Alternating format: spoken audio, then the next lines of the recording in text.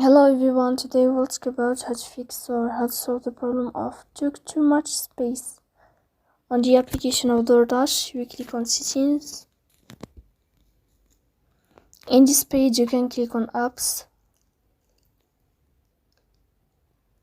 On above you can search about DoorDash and you will enter. Then you can click on first stop and you can click OK. After that you'll enter to the window of storage. Here you can click clear cache. Here first stop. Then you can click on storage and here you can click clear cache. In the end you can turn off your phone and you can turn on your phone again to fix that problem. So please don't forget to support us by like and subscribe.